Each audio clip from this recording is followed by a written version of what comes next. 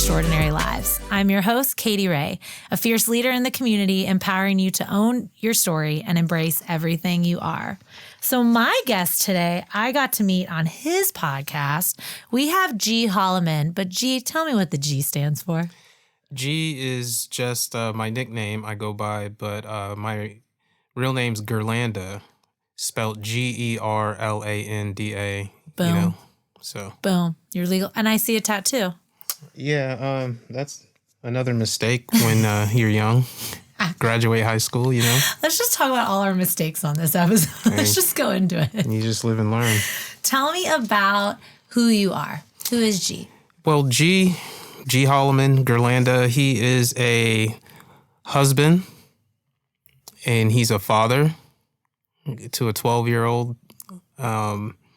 He's, at a young age, my teenage years, I've been all over the world with my dad and mom, military. So growing up under that, seeing different cultures. So cool.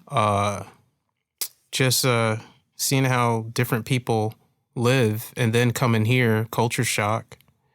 And seeing what America has to offer and what it's all about, it teaches you things quickly. What's one of the most impactful places you lived? Japan. Japan is the best. That's so cool. Growing up there in your formative years. Yeah. But I've lived in England, Utah, so. Yeah. I love how it went England to Utah. And Gerlanda is probably not a common name in Utah, so nope. You're negative. And then when did you finally move to Florida? 96, almost 97, if I can remember correctly. So 16, 17 years old, starting high school. It was tough, but that's when I got into, in my mind, of learning classism inside of race, on every race. Because inside every race, there's classism. Mm-hmm. So I got really in depth with that and just understood how people moved and worked. That's really cool. And what was, starting a business always something you wanted to do? Starting a business is something that it just came about as I was in my career at Honda. I was a service advisor at one of the Honda dealerships here in the area in Clearwater. And, I love just being around in that environment, the service department. I was a technician before I was helping with the customers and clients. But it just clicked one day. I just was tired of the monotony and the same shit all the time. Yes. I used to see everybody with the same lunchbox. I come in on a Monday from a weekend. How was your weekend? I bet it was too short. Everybody's saying that. Same thing. Hey, G, what are you doing? Working hard, hardly working. And then I got my paycheck one day, and that's when it clicked to start my own business. I saw my gross income and then the net income and through all the deductions. And I was like, that's why they call it gross, because this is disgusting. Oh, my God. How much I could have made. Yeah. So I just wanted to be in charge of my own thing. Yeah. So that's what kicked it off. So that's so cool. And what about being the son of being in military? Does that give you some routine? How did that impact you, discipline-wise? Discipline-wise, it impacted me a lot because my dad, he was always busy working, and my mom, she had a government status job as well. So, and then I got 4 other brothers. So I'm the middle kid, and, it was just a lot of discipline. Mm-hmm. My parents are boomer age, so it's no holds barred for them. Yeah. So it was. And you were the middle. Did sometimes you get kind of on your, do your own thing? I was always on my own. Yeah, right? Yeah, my dad warned me, as I got 9, 10, 11, 12 years old. My 2 older brothers always hanging out. My 2 younger brothers always hanging out. And he just warned me about, you're just... The middle. Yeah. I was always in the house under him. Me and my mom had a hard relationship, but, we're good now. It's just growing pains. Yeah. So, wow. And you work with one of your brothers now. yeah, I worked with the youngest. Cool. And me and him were actually born on the same day. That's so cool. And so is my dad. What? Yeah, all three of us. And what is your zodiac sign? Cancer. Oh, what day were you born? The 19th of July. Yeah. So. Nailed it. Kyle, Yeah, our sound engineer, agrees with this day. That's crazy. Yeah. 3 of you are Birthdays, born yeah. on the same day. Yeah, so. That's crazy. How cool is that? Yeah, when me and my brother work together, we never talk. Headphones in. We Yeah. just, I don't know what it is, but. Yeah, you just work well together. Yeah, You get so. the job done. You trust each other. Yeah. I mean, it's not like you have to have like a chat the whole time. I think having a business partner in general, just about trust, right? Yeah, trust, and he's always. I don't have to worry if he doesn't have my back. He's not going to undercut me. Yeah. We're fair. Yeah. We make money. So Yeah. it's just. And yeah. I think that it's like kind of euphoric, kind of. How do you think it changes now for your son? You're in a spot, you're living in one spot, right? That's a huge for military kids, like Yeah. the moving, right? You can never really have that set of friends because you're moving so often. But what do you think is different now? Like, what have you learned from your childhood that you're now giving to your son? Well, what I give to my son now, since he's my son, and I look at him and it's like, that's me again. And for anybody, for anybody who says, you don't live through your children, I mean, I think we got to start changing that, because I just put all the good that I've learned through my life into him, because that's me again. So I'm just going to teach him all the good. When you wake up every day, it's always a decision process on good and evil, or right and wrong. So he's going to learn the wrong anyway. Mm-hmm. So I look at him, that's me again. So I'm going to teach him all the good. Yeah. So I actually agree with that. When people would, I don't agree with people saying, here's your dream. Let me give you one of my dreams and you now have to live it out. But you're totally right. I always joked, because I'm the baby of the family. Yeah. And I always said I got all the good qualities from my sisters. That's why I'm the coolest. Right? I feel like it's good. I mean, it's solid. Hey, right? solid. And my brother. And I'm like, see, all the cool stuff about all of you are just me. So that's why I'm so cool. But I always say that about the kids, because, everyone's always like, of course you're wise, your children. But I'm like, they actually like inspire me to stay present when I'm with them, or put my phone down so I can play, or create a movie scene, which is, like that stuff. I really like how you said that, because they're of course going to be better than us. I agree. I mean, Yeah. I just like looking back at childhood. I have loving parents, but there was some, like, what are we doing right now? Right. Just like I said, just put all the good into them. Yeah. Because they're you again. So. Yeah. What do you think is cool? Like, does he ever ask you about your business or anything like that? Yeah. Does he catch on?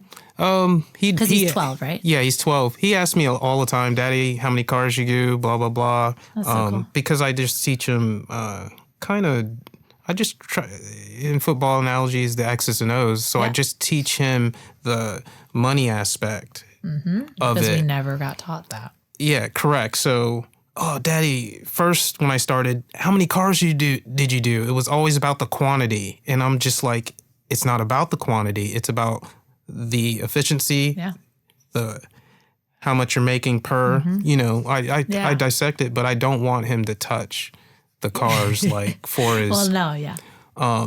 I don't teach him. No, just I wondered if he asked about business, because it's yours, That's I just it's cool teach to watch him. their minds go. The aspect of business. That's cool. That's it. Yeah, he's not gonna. Yeah, I feel you on that. Yeah, because that's your business. But also, I don't want him to do it. Yeah, I get you. Yeah, right. Yeah, I feel you. What about having a supportive spouse? We supporting a spouse. We support each other through everything, and it's for men, it grows you up. That's real manhood right there. Being married and having the kid or a family. Anything outside, if you're married with no kids, my personal opinion, you're just dating. That's just me. You don't have to agree with me. So I feel like no, because I've learned over the years of marriage is I'm not marrying you to complete me. Mm-hmm. I want a supportive partner. I want someone to, like challenge me, get us to the next level, grow with me and heal. And the kids are a part of our life. So like, how can we show them how life is? So I get what you're saying, and a man's side different. But for me, I don't feel like if I didn't have kids, I feel like we would still be doing the work for each other. I agree with that. It's just, Oh no, but I love this conversation. Yeah. I like that. I agree. I mean, because there's no right or wrong answer. There isn't. That's what I was saying, like from this perspective. Yeah, that's good. But I see, and we have to accept, it's just funny to me how I've had to, because again, I want to save the world, so I should save the world. But having a spouse that is not on that like level of like, I need to save everybody else. I just want to make sure my family's protected, and having to like accept like, oh yeah, other people are going to think differently. Like everybody can't. I like that answer. That, right? I like we can't that. always do the same thing. And that'd be super boring. Yeah, it would. It's super boring. So when you moved here for high school, what made you want to stay? Well, I just felt, my grandparents were here. I remember leaving Japan on vacation and coming here because my mom and dad, my dad was born in Georgia, but all his life is here. My mom was born here. So family. Yeah. So, I mean, looking back on it, would I have stayed? Well, I have to say, went back to Japan or traveled. My dad told us to go into the military to experience it for ourselves. And I just didn't really listen to him. All he said it was like 1 or 2 times. He never like gave us like, hey, you need to do this for yourself. That's the only, I wouldn't say regret, but change I would have made. But being here is, I got acclimated. It's a little, it's a little different. Just being moved in so many spots, I always like to hear like what kept you. But family is a huge thing. I mean, it's good to have family what around. really kept me, if you want to pinpoint it, is one of my just cars. I started to love cars, and I just got immersed in cars, and I just fell in love with everything about them, working on them, That's cool. Making them look good, different, and that was my whole world before I met, my wife and had a kid and all that. How long have you been together? 14. Woo! 14 years. Woo! It's like another. Wait, let me see. That's another life. Yeah, since I'm just trying to make the math right. Don't make me do math. No, it should. Yeah, mathing 14. is hard. Been married 13, I think. Yeah, that's cool. Yeah. So. Yeah, I love it. I think it's just it's crazy to just like talk about business, and then you're like, oh yeah, 14 years ago I got married, and then you're just like, wait, I don't feel like that was 14 years ago. No, right? No, Isn't it doesn't. Crazy? And I think it's very good, and it's very challenging to keep it all together. Marriages are up and down. I personally think the biggest destroyer of marriages is the pursuit of happiness. Yeah. I mean, it's wild how everybody just says they want to be happy. I think we discussed that kind of when you and Chris were over. Yeah.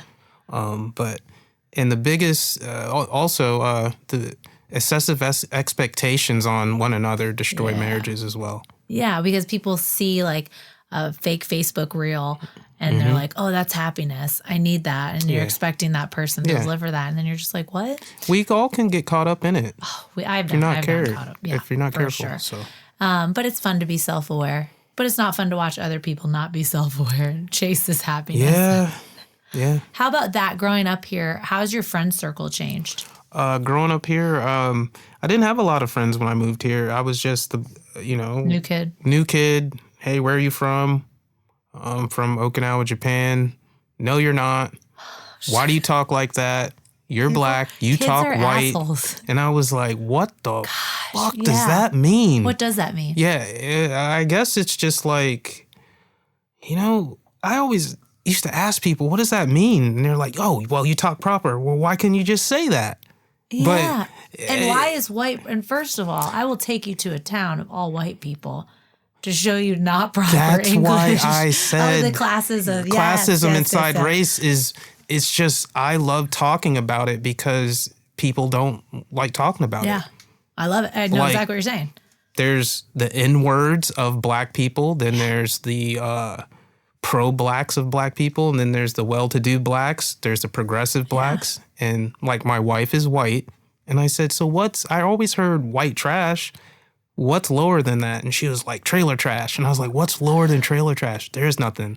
And then we came up with gutter trash. Good old American gutter trash is the worst of the lowest of the low of whites. Good old American. Gutter trash. I mean, that. So your wife said nothing below trailer trash. Now, growing up, I would, trailer that's trailer the park lowest? Trash is what. That's trailer it. Park trash. Yeah, that's what you'd hear. I mean. Or like from this town, some teeth, some not teeth, or whatever. Like, so like when people say you talk white, oh man, it's like that doesn't make sense. Who am I? Well, in this country, it's just known that what's white is right, or white. It's just known that. But why can't any other race have a good life? Yeah, that's the way I looked at it. What is this? Yeah. But, growing up, it was pretty tough, and it just taught me how to have thick skin, Oh, you started right in high school. What high school did you go to? St. Pete High. Oh, jeez. Yeah, the best. But it was cool, though, because I used to come home, tell my dad, and he used to be like, well, I already told you when we moved here. And I'd be like, I go back to school, and then it was just funny. Yeah, but it also, instead of you taking like, I'm going to get angry about this, you were just like, no. I'm going to tell you exactly how this looks. This is the classes of races. And I think that's how we have to really look at. I mean, it's of course, I always say ignorance and education and just people not traveling the world, not seeing other cultures, not seeing other people. I remember in 4th grade when I told somebody I was Lebanese, they go, oh, you're lesbian. And I was like, I think it's Lebanese. So I went home and I was like, Mom, am I lesbian or Lebanese? And she's like, you're Lebanese. And I'm like, okay. And I was just like walking around. I was like, but what is lesbian? And is that another country? Or, and you're just like, wow, it's the... I bet you laugh at that now. Oh, it's so funny. That is funny. But I do remember coming home because I was like, oh, am I pronouncing it wrong? Was it not Lebanese? Am I not Middle Eastern? Okay. Yeah. So it's like, it's just education. And then people asking questions. Like, oh, what classes did you come up with? That's the biggest thing, like you said, not to get angry. Yeah. And that's what I teach my son as well. Don't get angry. Just, you either challenge it or just receive the information. And if you don't, just be diplomatic about it. Yeah. And just teaching him that demeanor. I do. I mean, I always get that I'm laid back and reserved. And I try to teach my son, if you're a little laid back and reserved, you can analyze things more. Yeah. I always tell him, don't be like daddy. Think like daddy. Oh. I always tell him that. Why, though? Just because I don't want him, like I said, I put all the good into him. I want you to be better than me. That's just... But you're awesome. So remind him that, too. I appreciate that. And I have to add that. Yeah. You have to be like, your dad's awesome, but I want you to kind of one-up me here. That's it, okay? So say that, too, because he has to hear you compliment yourself. Yeah, I always try to pick him up when he's down. Okay, I think that's a father's job. Oh, I love that. We're going to do the father-mother wars. No, it's a mother's job. I'm just kidding. We have a well balance. And then, I think I told you when you came on my podcast, he strives for balance in every aspect because we all struggle with trying to, like you said, social media, don't get too involved in it, but you got to find a balance. You do. I love that he does that. And, he's at that age where he's really thinking for himself. Yeah. So the questions are coming out. And I love open atmospheres parents give kids to ask any questions. Because remember when we grew up, it was like, the adults are talking. And you're like, wait, what? What? So I interrupt if someone says that. I'm like, no, what did you ask? Let's talk it out. Because I never want them to feel like a question. And then they're sitting there and they're answering it themselves. You're 12. You're absolutely right. Question. You're absolutely right. Feel comfortable. Yeah. Ask your question. Or tell me about your crappy day. Let's talk it out. But you know what it is? It's just kids are mean. And that's what, and as an empath, I'll take on all. I'm always just like, just don't be mean to each other. Yeah. Kids are mean and the middle school years are very tough. Right. So he's going through it, but he's handling it pretty well. Yeah. You give him the tools and. Yeah, he handles it very, very well. I pick him up and it's all about how was the other stuff, the life lessons I teach you. Yeah. I already know you're getting good grades. the life lessons. Yeah. So What'd you do? Emotional intelligence. there you go. What, okay, so what's some of the things you do to inspire yourself every day? Is it a book? Is it a podcast? Is it music? It's podcasts, it's music. I wake up, my day to day, I wake up at like 3:34 in the morning. Yeah. Cause I go to bed at 8:30, 9 o'clock. And then I do my little stuff with my business, my client checklist, whatever. Got that Tupac going. I either go to the gym. I'm trying to get really heavy into the gym on some cardio. Heart health is important now. Yep. So I do like elliptical, Stairmaster, walk. Oh, yeah. So you do business stuff first to set your day up, then go to the gym. Yeah. Or sometimes simultaneously, I'm going to the gym, checking all my client stuff. Oh. And then I come home, coffee, Yep. wake my son up. That's my jam. That's it. That is. I feel like people do the sleep piece, that hustle, like till 3 a.m. to work till 3 a.m. No, thank you. Opt out. When I can tell my moods, my drive is so much different when I get good sleep. Yeah. Yeah. And you can tell, I mean, as a nursing mom during the beginning years of all the kids, like the first year of everyone, I mean, I totally understand why I was a wreck because the sleep was non-existent. And I'm waking up Chris, so he's like, it's just like that whole energy vibe right there is really important for people to like look into. But now with my sleep, I'm like, yeah, I know exactly why I'm not getting my shit done today. Yeah. And before you even came on my podcast, I was just trying to understand how you put it all together. But my son. shit. I was like, damn. You know what? I've now given myself breaks to shut down. I was telling people this, like I never saw anybody resting. I take that time and I rest now. And it's just like changing the narrative kind of, but yeah, I do a lot. I do a lot of things and sometimes I need to be like, Katie, slow it down. Well, but I always work out in the morning because that's mental. Right yeah, there. that's mental health. I don't want to be an good. asshole that day, so I'm going to work out today. Yeah, but I bet your routine and what you got going on is pretty inspiring to a lot of people. Yeah. Yeah. And that's what I got out of you because I like being a reader of personalities and I was like, man, that's really good. Yeah. I like to serve people and I also like people to know that they're capable of anything, not to burn out, that you're still doing great. That's why I told you, be nice to yourself in front of your son because you are doing amazing things. And I think it's important for us to validate that piece and reassure ourselves like we are doing it every day. We didn't do that enough. And as kids, we didn't get that enough. We didn't have anybody walking up to us and being like, you did awesome today. Yeah, generation gap, huh? Yeah. Goddamn boomers. So I'm breaking cycles, okay? We are breaking cycles. Yeah. Let's not bring up our trauma. But I just think it's really important for us to just change that piece. And, I love celebrating. I like celebrating. And G is an amazing mobile detailer. My entire family is scheduled with G. So he's now a part of the family. So tell us where we can find you. Wait, I have one. Do you have a specific podcast or Tupac song that can get you out of like when you feel like you're very self-aware? So like when you feel like you're in a little... Yeah, I throw on the my Pac song, My Block. Yes. I throw that on because we were friends forever. That one brought me through just being like, 19, 20 years old. I was actually homeless for a week. My dad threw me out. At 19. Mom and dad.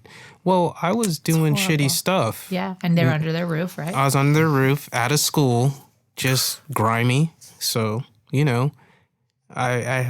said, you better get a job and figure something out. So I figured everything out. And that song just takes me back through everything. Yeah, reminds you how far you've come. Yeah, I love that.